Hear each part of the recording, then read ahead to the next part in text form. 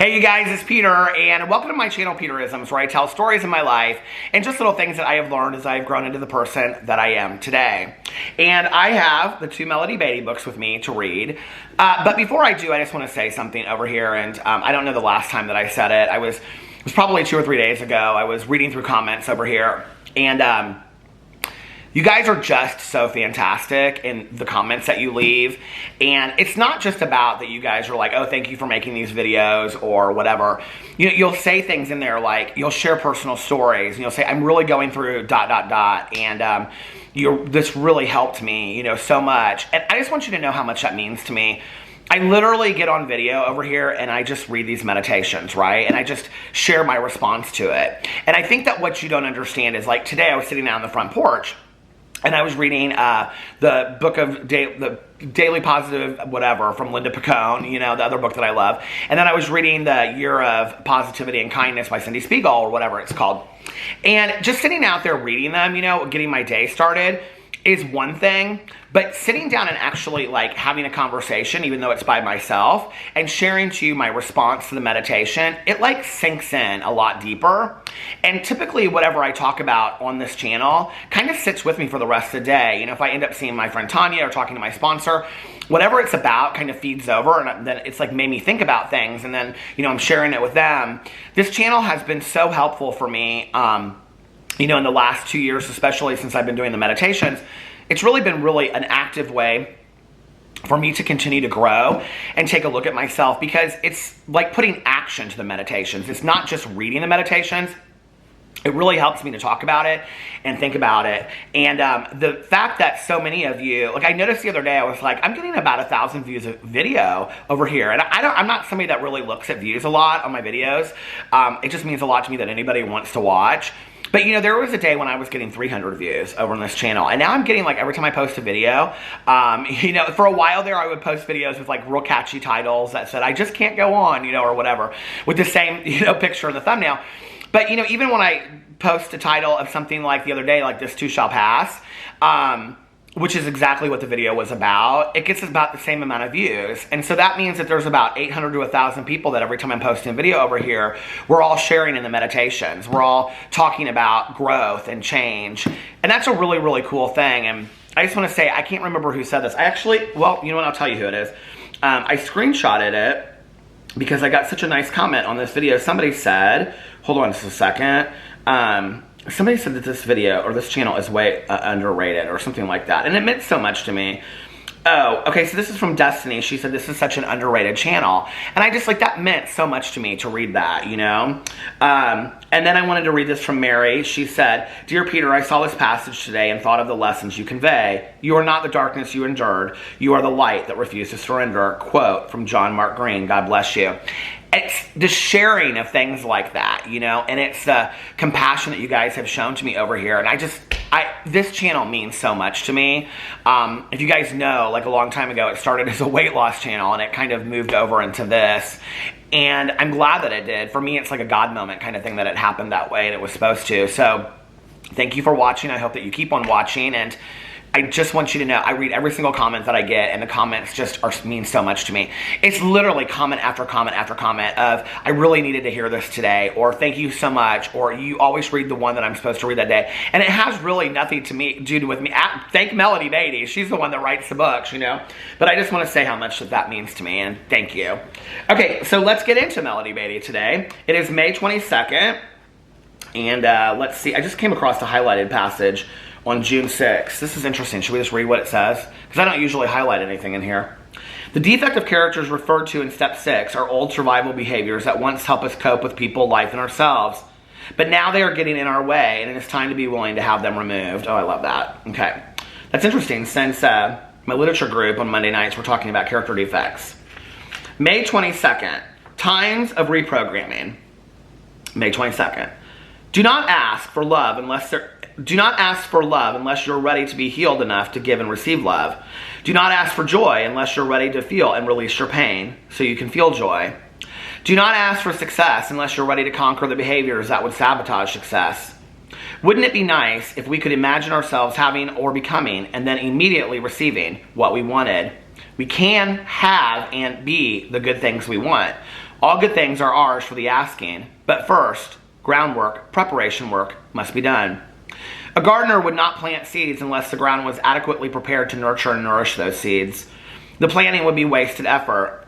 It would be wasted effort for us to get what we wanted before we were ready. First, we need to become aware of our need or desire. This may not be easy. Many of us have become accustomed to shutting off the inner voice of our wants, needs, and desires. Sometimes life has to work hard to get our attention. Next, we let go of the old programming, the behaviors and beliefs that interfere with nurturing and nourishing the good. Many of us have strong sabotaging programs learned from childhood that need to be released. We may need to act as if for a while until the belief that we deserve the good becomes real. We combine this process with much letting go while we are being changed at the core. There is a naturalness to this. There is a naturalness to this process, but it can be intense. Things take time. Good things are ours for the asking. I love that. If we are willing to participate in the work of groundbreaking, work and wait. Today, God, give me the courage to identify the good I want in my life and ask for it. Give me also the faith and stamina I need to go through the work that must be accomplished first. What a fantastic meditation. I talk a lot about this in regards to recovery, but when I was in early recovery, it was really important for me to build a strong foundation for my sobriety and, my spiritual growth and things like that.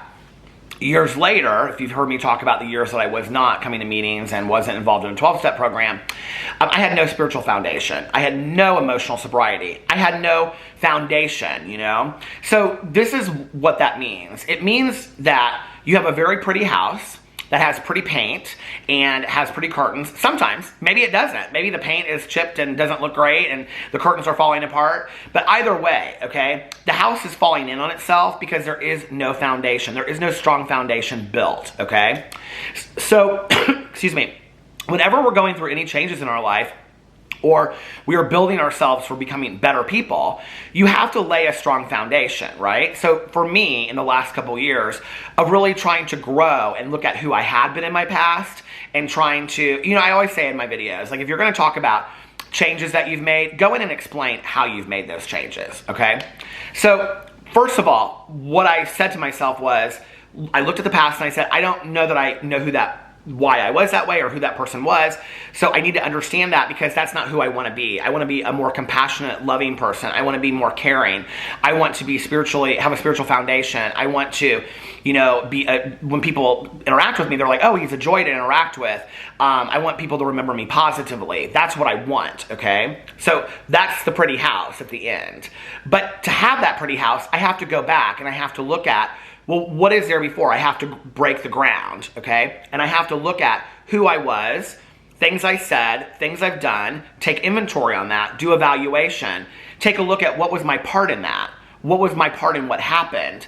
How can I correct that? What's the action I need to take to become a better person?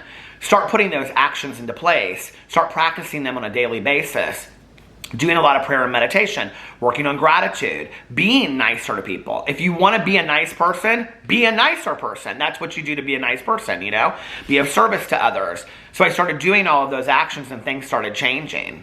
And things that used to be okay to me weren't okay to me anymore, if that makes sense, or, whatever. And so I started changing as a person. One of my meditations this morning was about developing character, which is really interesting because, my old sponsor used to always say to me, my sponsor that I've had like the longest in my life, he said, when you walk in a room, hold your head up high because you're a person of character today. I had such a hard time with that. When I would walk in a room, I would look at the floor and he would get so frustrated. He'd say, put your head up high. You're a person of character today, Well, character is built over time. It doesn't just happen. And I'm a believer that character is built through growth. I don't know many people. I'm sure there are a few in this world that are fantastic human beings, okay? And maybe always were. I think there are angels that walk on earth, But I think for the rest of us, for the majority of us, we have to learn and grow to become the best versions of ourselves that we can be, right? We're not there yet, but we can see what that's going to be like, right? But we have to do the groundbreaking first. We have to do the foundation like it talks in here. We have to lay the groundwork for what that looks like, okay? And part of that is awareness. Part of that is seeing where you want to be and being realistic about where you were and where you are now. and saying, I don't want to be who I was, and I'm starting to like who I am, but I still have a lot of work to do. So how do I get from here to here? That's the work in the middle that we have to do. That's the groundbreaking, right? And then getting past, as we're growing and getting healthier, learning how to do these things better, learning how to put up the drywall, you know, and hammer the nails. All of that is getting over the self-sabotage that's in our heads. I'm not good enough. I can't do this. Nobody's going to like me, blah, blah, blah, blah, whatever. And getting over that and realizing you only have one life to live. Make the most of it. Because the more we are working on ourselves to become the best versions of ourselves that we can be, the more we are going to enjoy our lives, right? You got to think about it like this. So if you have a car, okay, and you're not doing oil changes on it, and you're not checking on the tires, and you're not taking care of the car's not going to run very well. So when you're taking a road trip, how well are you going to enjoy that road trip? But if you're keeping that car up and you're getting regular oil changes and regular checkups and checking the tires and all that kind of stuff, when you go on a road trip, you're not going to be worried about all of that. You're going to be able to enjoy the journey, right? Well, that's kind of how it is for us. Like, we have to make sure that we're taking care of ourselves. So what are your own personal oil changes and tire changes that you have to do? Because for each of us, it's different, you know? For me, it's things like, am I being of service? Am I being considerate and compassionate to other people? You know, am I careful of how I speak today? You know, things like that. Those are things that I have to look at and continue to do evaluation and inventory on. What's my part in situations with people? How can I be a better version of myself tomorrow than I was today? And those are questions that I ask myself every single night when I do an inventory before I go to bed. You know, what are things today that I need to improve upon tomorrow? And then that way I'm making that car a little bit better for the journey for the next day. Does that make sense? And that's how we get over sabotage, and that's how we lay a foundation. So every day that you go to bed, you've been working on laying the foundation for a better tomorrow. And I know that sounds corny, but it's the truth, right? So when you get up tomorrow, ask yourself, okay, yesterday, did I yell at the neighbor? Did I get frustrated in traffic? What is something that I did yesterday that I can work on tomorrow? It's as simple as that. And just each day we get a little bit better, and it's gonna be sometimes 3 steps back and 1 step forward. I don't beat myself up so bad about it anymore. I just don't, you know? Because I'm never gonna reach perfection, and I know that. But I do want to enjoy life as much as I possibly can. Oh my God, there's a squirrel that just came out there to my squirrel table. And the more I am taking care of my car, the better the journey is going to be. And that's just the reality of it. That's why I try to stay out of anger, resentment, misery, hatred. It's why I try not to tell on people today. I just try to work on myself, because it's pointless to tell on somebody else. Because what have you achieved? Now you've gotten other people that dislike them too. Okay. Is that your finest achievement when you're at the end of your life? I hope that if that's what you're looking back on, that maybe you got some lessons a little bit earlier, because that's sad to me, you know?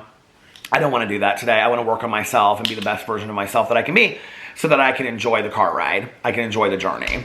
So, all right, great meditation. Let's read from Melody Beatty's Journey to the Heart, May 22nd. Learn the art of joyful living. Did I read this yesterday? I don't know. Let's see. I didn't do one yesterday, did I? Okay, May 22nd, learn the art of joyful living. Let's pretend for a moment we have a friend who's with us much of the time. The friend watches us, watches our lives and circumstances, and comments. Oh, that's too bad. That's terrible. That's awful. You could be doing better. You're not doing very well. What's wrong with you? Why did you do that? This friend isn't very pleasant. I've had friends like this, and they're not in my life anymore. But many of us have brought such a friend with us through much of our journey. Now let's imagine something different. Let's imagine a friend, a constant companion, who laughs a lot. This friend laughs at traffic, laughs at delays, laughs at long lines, even laughs at setbacks. Of course, this friend doesn't mock us or laugh at us when we're in pain. This friend is compassionate and gentle and has an open heart. But he or she helps us laugh even when we hurt. This friend has learned the art of joy, the art of living, and the art of living joyfully. Let's bring along the friend who knows the art of joyful living to help us learn the same. Wow. And I want to make sure that it's clear that people understand that's not living the art of joyful living, okay, or whatever it said, and having a friend that helps minimize situations so that they don't seem as serious. My friend Tanya is a perfect example of this. You know, when I'll call her and I'll talk about something, she'll say, well, it could have been this, or she'll laugh, you know, but I think it's also important to say that a friend is somebody that tells you what you need to hear, not what you want to hear, but not all the time, okay? Sometimes a friend is somebody there that's just supposed to laugh with you and minimize the situation or hold your hand through life and meet you where you're at. I think that is such an important, role of a friend. And that's who I try to be to other people too. And then often in situations where I don't know how to be that, or I don't know what they need, I'll just come right out and ask my friend, what do you need from me today? And sometimes people will say to me, I don't know what I need. I just need you to be here. Or sometimes people will say, I just need you to make me laugh, or I need you to listen to me cry. Or sometimes people will say, I just really don't want to be around people right now. And I can do that too, But it's about learning how to be a friend to somebody. I years ago, I love the idea that if you want to attract certain kinds of friends, you have to be that kind of friend, right? And so that's what I try to do today. I try to be the friend that I would want to have from people. And I think learning to, live the art of joyful living is part of it, and laughing at and rejoicing at the celebration of life as well, and getting excited about the small things, So we have to remember that. Great meditations today. Loved these. So anyway, let me know what you think about those in the comment section below. I love you guys, and I'll see you tomorrow. Bye.